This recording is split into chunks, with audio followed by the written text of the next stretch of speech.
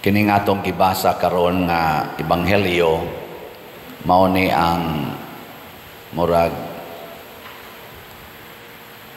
popariha sa gisuwat sad ni San Mateo chapter 5, ang kanang atong gitawag og 8 Beatitudes. Gisuwat ni San Lucas sa iyang ebanghelyo pero in a very concise.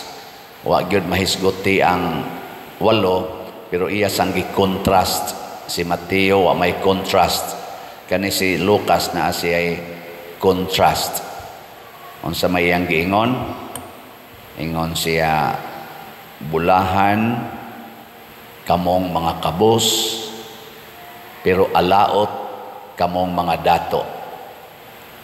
Bulahan kamo nga karon naghilak o gigutom kay magkatawa unya mo unya busog mo kanunay, pero alaot kamong mga nagkatawa karon kay maghilak mo kanunay.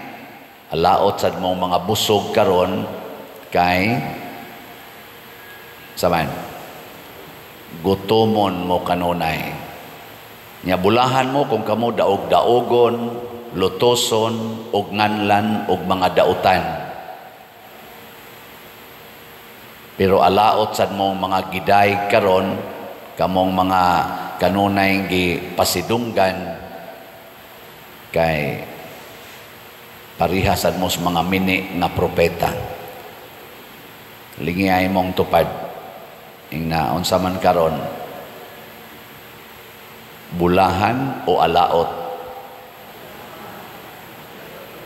Bulahan karon o alaot?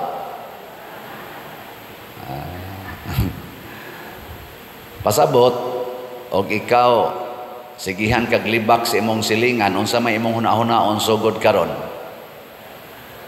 Bulahan ko kay gilibak. Kung ikaw gidaig kag maayo, sigihan jud kag daig, ingna ayay na miligro ko. O, di ba? Kung sigihan kag kulatas imong bana, unsa may imong isulti? Bulahan ko. Kung gisigihan kag higugmas imong bana, unya ikaw mo igasigi yaw-yaw niya, siya sigig sunod nimo, ikaw sige kag yaw-yaw, sige siyag sunod nimo, di gyud mo supak, unsa may mo isulti? Ayay, namiligro ko ani. Di ba? Sigihan kag supak-supak sa imong anak, unsa may mo isulti? Nganlan pa kas imong anak og way buot, nganlan pa kas imong anak og bugo, unsa may mo isulti? Salamat Lord, bulahan ko ani. Unya kon magsigig daig imong anak nimo, nyap sige kag pangasaba niya, usa lang nimo kasultib, usa lang nimo kapasiplat, sunod dayon imong anak nga namurag nagkurog-kurog, unsa may imong isulti? Namiligro ko ani. Di ba? Kung daghan kay kag pagkaon, sige lamog yabos basura kay di gyud mahurot ang inyong gikaon kay sobra kaayo, lami pag gyud kay istanan. Unsa may imong isulti? Miligro ko ani. Gutomo na kaon ay pirmi. Pero wa kay hapit gikaon, inom lang kag tubig init, butang ag asin. Mao na lay imong pamahaw, paniod to, nya kaog gamay tinughong ini ka gabi Unsa may imong isulti? Bulahan ko ani. Di ba? Zaman. Muuyon mo ana. Ang naong ay. Ako sad, kung daghan kayong mamalit og slat, unsa may akong isulti? Bulahan sila nga namalit og slat. Di ba? Unya wa gyud mo palit og slat, namiligro sila. Namiligro kay daw kay kwarta, di ba? Ana ora na ako kay ako may inyong pare. Muna si San Pablo diri sa atong unang pagbasa niingon siya, kung ako pa ninyo, unsay estados imong kinabuhi karon, ayaw na lang kaayo nag-usba. Kung wa ka maminyo, ay pagsigig pangitag bana or asawa. Pero mangita sa kagyugbana o asawa, wa man ka makasa. Nya kamusang na mga asawa na mga bana ay na lang sad mo paghuna-huna nga mahimo mong ulitaw og dalaga, puyi na lang sad na. Ingon siya. Kamusang na ay wa pa kayo gipamalit, ay na lang kay mo pamalit og mga butang. Kay moabot ang panahon matud pa niya og hapit na nakadtong na ay gipalit. Mura ra sa guway pinalit, kadtong nagkatawa. Mura ra sa guwa magkatawa, kadtong naghilak. Mura guwa maghilak, kadtong minyo. Mura ra sa dili minyo, kadtong naay balay. Mura ra sa dili tag-iyas ilang balay. Og kanus-am ni mahitabo, matud pa ni San Pablo, ningon siya, kay kining kalibutan na karon hapit na matapos. Giling niya imong tupad. Ing na matapos ra ng imong kalibutan. Ing na ba? Ing na hapit na ka. Hapit na. Nganong hapit man? Tanawa ra guning ato mga edad. Ako, musay 61 nako karong kuan, November 24, kung makaabot pa. Ang akong gipangmisahan karon kasagaran, naagyos mga edad 50, 40, ngari 60. Niya ako, 60 naman ko. Unsa man ni, dugay pa ni o hapit na? Dugay. Ang akong gipangmisahan ba nga mga nangamatay naasa 40, 50 na agid kadaghanan o kaning 60 nga mga kanabang mga brakita bas edad. Tagsara kayo na mga 90 kay nahurot naman sa tong 90 no. O niya, unsa man ni, hapit na o dugay pa? Kamuno ay yung ilad-ilara inyong kaugalingon. Layo na kayo ng 20 katuig ani kanirong nagwali. Kanang 20 katuig ikan karon. Layo ra kayo na.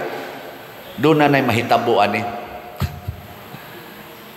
O niya, dugay dahil ng 20 katuig. Ako, ni 20 na ko katuig sa pagkapari atong June 22. 2020 karong tuiga. Paminaw nako gikas pagka-ordain nako hangtod karon ni 20 ko katuig, murag kagahapon ra ba? Bako pa matang giordinahan ato brad no? Abot mi sa akong mga classmate ba sa Bitaw. 20 naman dita katuig. Mura magwap atay agi, mura mag kanang bag-o pa lang kaayo. Nya karon kamo diha ubay-ubay naman ninyo ang mga tiwasonon sa gnaong. Butangan mo 20 katuig ikan karon, nagtuo dahil mo makasimba pa mo. Ubay-ubay na. Sos, kana mga naong ninyo. Ubay-ubay na ninyo ang hapit na Niya karon kay miubos magmaayo ang kanabitang patay sa edad tungod sa atong gipangkaon kuno og sa ato bitang environment nga polluted na kaayo. O kaning atong lifestyle karon nga hapit din at katug kay saba kayong palibot unya og di sad magsaba sige sa kagtan-aw ng cellphone dugay na kay kakatug. So ang atong resting o ang atong kaning activity murag kuan na kayo nag-introduce gyud ba og mga sakit unsa may resulta ang mga 30 ang edad karon 20 ang edad wa na nagdialysis ng uban. Ang uban nag-maintain na og kaning paras kolesterol, paras high blood. Ang uban gani di nakakita, baga na kay kuan mga teenager pa lang kay nangadaot na ang lawas tungod aning lifestyle. Di masamot na gyud nga duol na kayo.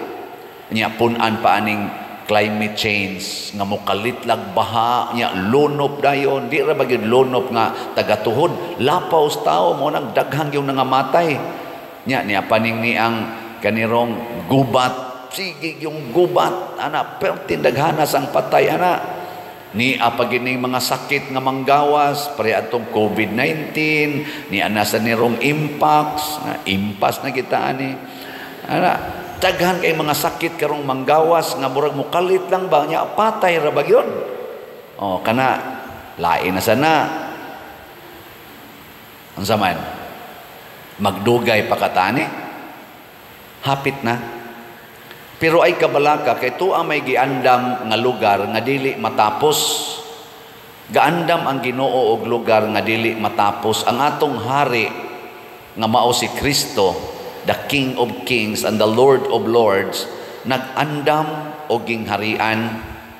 Kita iyatang gitawag og anak nga babay, the bride of this King. Ang atong bridegroom mao si Kristo. Kita nga sakop sa simbahan, kita ang gitawag og asawa ni Kristo. Nya matud pa sa atong tubag sa Salmo, pamati kanako anak kong babay, tan-awa og ipaabong ang imong dunggan. Nya unsa man dayon first stanza, pamati o anak kong babay ug tan-awa, ipaabong ang imong dunggan, hikalinti ang imong lungsod ug ang balay sa imong amahan, sa ingon gitinguha sa hari ang imong katahom, kay siya man ang imong Ginoo ug kinahanglan simbahon mo siya. Mao na ang atong hari mao si Kristo na ibog kay nato. Ug mao nang iyatang gitagaan ining mga sakramento sa simbahan kay mao nay makapalimpyo nato. Nagkinahanglan ba na siya og taas na kinabuhi? Wa na. Nagkinahanglan ba ning ato mga sakramento og dato gyud kay ka, daghan gyud kag kwarta, mamalit gyud kag maayo? Wa. Kana lang na ang pagpabunyag. Wa naman na magkinahanglan og mag-ihaw pag gyud kag baboy, mag-asal pag gyud ka diha. Pabunyag lang, hatag lang love offering, wa na, humana. Kanang kasal, wa magkinahanglan oy nga magsigi pag yun mo dihag. Sa tawagan na, prino-prino, post-op, ang saan nang oman? Post-nop, prino-prostnop, ana, siging tuyok-tuyok ana mga bato, kana mga gruto-gruto, atos mga kahoy, higda-higda ana mga bermuda, ana, langay-langay hantod magutma na lang ta. Lipay kay ko gahapon katong gikasal nato tulo ka buok sa Chardel dire. Pag-abot dito sa reception, wa dangatig 5 minutos kaon dayon. Toy saktong reception. Dili ba kana bang abota dito sige na taghingoy. Ay, hain naman to sila. Isa, to pa dito.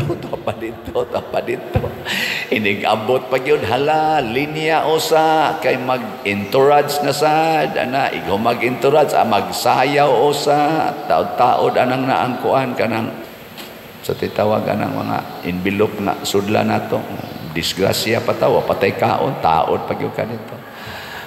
Agahapon, kaon nagmayo, kaon. Ako lagi ni-isulti ha, kay si Cap Richard, birthday man sa niya agahapon. Kaon, sige kaon. Pagkabusog nagistanan, ingon din, sige, saan na itawagan na kanang sayaw-sayaw na ta, niya taod o kanang kuan. Sige kag taod dito, nanugab na ka. Nindot kayong kuan. Lagsi kayo. Aral mo na sa pag-arrange God. Ang ako lang ba, hapit na tamatapos, ayaw na pagsigig pangambisyon. Kay kung mamatay na ta, ang atong katawa, mahunong na. Ang atong hilak, mahunong na. Kanang atong balay, ato na ng biyaan. Kanang imong mga pinalit, dili na ikay tag-iyaan na.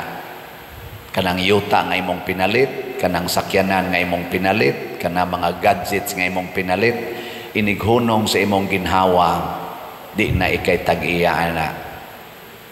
Kanang imong bana nga imong giminyuan, inighunong sa ginhawa ana, din ana nimo bana, ang amang sagmudog kanya dito sa lugnanan. Imo magina siyang iksahag bato, sige, pahuway sa dayo. Kamong mga bana, kanang imong asawa nga pinangga kay nimo, inig kamatay ana, ighunong sa ginhawa ana, di na jud kaniya bana, pwede na ka mangitaglain. Ana, akong pari, inyo kong angkon-angkonon nga inyong parish priest, dinhi, oy, inig kamatay na ko karong gabi, din ajud ko parish priest.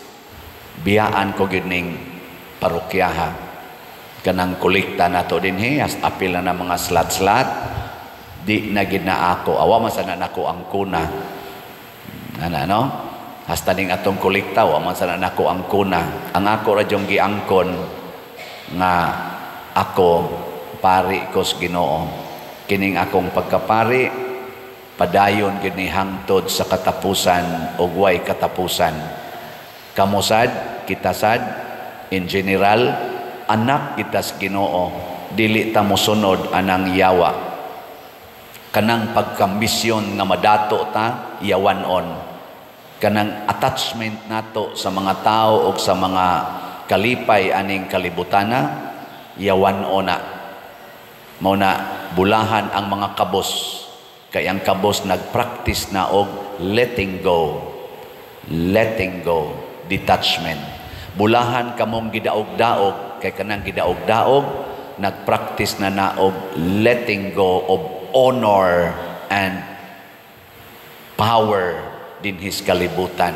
Kay kanang mga honorable, kanang mga powerful, kanang mga rich, wealthy people sa kalibutan, kasagaran ana mga ulipon sa yawa. Kay kining mga butang sa kalibutan, labi na gid ang paghigugma nato niini. Matod pang San Pablo ug matod sad ni Hesus, mao ginay tuburan sa tanang yawa. Gilinga imong tupad. Lingi abang. Ing na maayo gyud nga slat lay atong paliton. Ing na maayo gyud nga slat lang gyud atong paliton kay moabot kinis langit. Kay kun mga gadgets, mga pagkaon, mga sakyanan, mga butang, ato ra maning biyaan. Nya di man mo count dito sa langit. Ang mo count kanang imong gipamalit nga mapuslan sa imong isig katao. Labi na gyud kun ang imong gipamalit ug ang imong gigastuhan sa imong kwarta ug sa imong kahago makapaayo, makapalambo sa simbahan sa Dios.